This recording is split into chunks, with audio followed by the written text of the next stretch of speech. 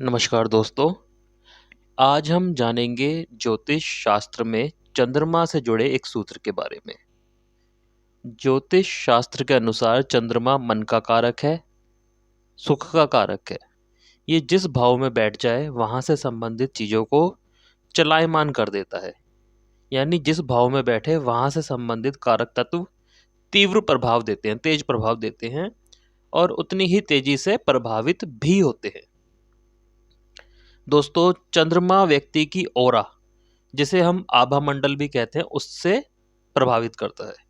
आभा मंडल एक तरह का व्यक्ति के चारों ओर फैला हुआ एक चक्र होता है जिससे व्यक्ति हर वक्त प्रभावित होता है और अपने आसपास के माहौल को भी प्रभावित करता है। इसका मतलब ये है कि चंद्रमा अगर अच्छा है तो हमारे आसपास का जो माहौल होगा हमारे मन के मुताबिक होगा और हमारे मन के मुताबिक ही कार्य करेगा। लेकिन अगर चंद्रमा खराब है तो माहौल हमारी सोच से बिल्कुल डिफरेंट होगा, अलग होगा, जिसकी वजह से मायूसी और हानि भी हाथ लग सकती है। जन्म पत्रिका में चंद्रमा की स्थिति से जाना जा सकता है कि क्या कार्य करने से जातक की मानसिक ऊर्जा को आकर्षक और मजबूती दी जा सकती है, और यदि मानसिक रूप से परेशान हैं तो कैसे देखा जाए। वैसे तो चंद्रमा जन्म पत्रिका में सबसे महत्वपूर्ण माना जाता है क्योंकि पृथ्वी के सबसे निकट है और साथ ही जल तत्व का कारक है जो मनुष्य पर सबसे अधिक प्रभाव डालता है। अगर हम चंद्रमा को लगन मान लें, यानी हमारे भौतिक मन को ऊपर रख लें, तो वहां से जो अष्टम होगा और वहां अगर कोई ग्रह बैठा है तो वो जब भी बुरे प्रभाव देने पर आएगा तो जिस जगह चंद्रमा बैठा है उधर सबसे ज्यादा उठापटक करेगा। इसका एक छोटा सा गणित है कि अष्टम भाव कंपन का होता है, एक तरह से भूकंप जैसा। तो आप देखिए कि हल्का सा कंपन आता है और पानी हिल जाता है, लेकिन पत्थर पर ज्यादा प्रभाव नहीं पड़ता। सीधा वैसे ही चंद्रमा से जब अष्टम हिलेगा तो कंपन चंद्रमा को प्रभावित करेगा। इसे मैं 3 कुंडलियों से समझाने की कोशिश करता हूं। अब पहली कुंडली देखिए कि चंद्रमा चौथे भाव में है और शनिचर 11वें भाव में है। यहां शनि जो अपने फल देता है वो देगा 11वें भाव के, लेकिन शनि जब भी बुरे प्रभाव देने पर आएगा तो चौथे घर के बुरे फल भी मिलेंगे। मतलब शनि के असर तो आएंगे ही आएंगे, चतुर्थ भाव की चीजों पर भी असर आएगा, चंद्रमा पर और चौथे भाव की चीजों पर। ऐसे में शनि और 11 भाव को सही रखना हमारे लिए जरूरी है।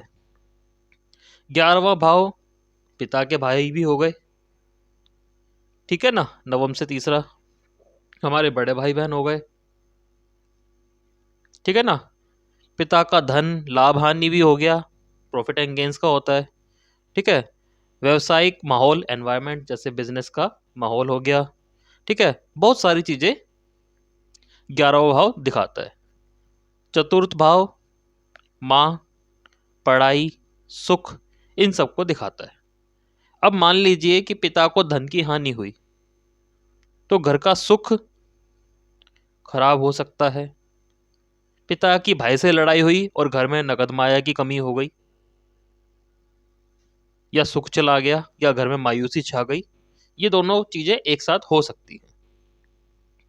इसके बाद आते हैं हम सेकंड पत्रिका, दूसरी पत्रिका पे आते हैं।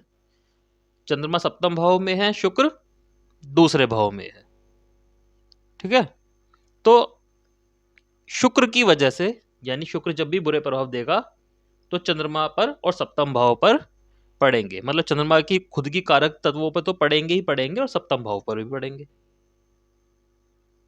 दूसरा भाव वाणी, शुक्र माने पत्नी। सप्तम भाव दैनिक आमदनी, डेली बेसिस की आमदनी होती है, मैरिड लाइफ हो गई, ठीक है ना। तो चंद्रमा के कारक तत्व तो होंगे ही, सप्तम भाव के लिए भी लेंगे, ठीक है। अब कभी कभी क्या होता है कि इस चंद्रमा से अष्टम पे कोई प्लानेट ही ना हो, जैसे थर्ड पत्रिका में है, तीसरी में है। चंद्रमा लगन में है, मिथुन लगन है, लेकिन अष्टम में कोई ग्रह नहीं है, तो जब कोई ग्रह हो या नहीं हो, राशि तो हमेशा विराजमान रहेगी, ठीक है ना। तो जैसे यहाँ अष्टम भाव में मकर राशि है, और मकर राशि और अष्टम भाव की चीजें चंद्र को और लगन को खराब करेगी, मतलब चंद्रमा को और लगन को खराब करेगी।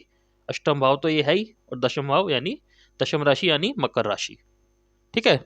अब अष्टम भाव क्या होता है? गुप्त संबंध, सीक्रेट अफेयर्स, धोखा, साजिश। और दशम राशि यानी एक तरह से पिता की राशि भी मानी जाती है, सास की भी मानी जाती है, हमारा शारीरिक ढांचा हो गया, हमारा स्टेटस हो गया, हमारा बिजनेस हो गया, ठीक है ना। तो ये सब चीजें चंद्रमा को हिला सकती हैं। मान लीजिए कोई बिजनेस प्लेस पर गुप्त संबंध बनाए गए, तो सीधा असर लगन को और चंद्रमा की कारक चीजों को प्रभावित करेगा, ठीक है जी।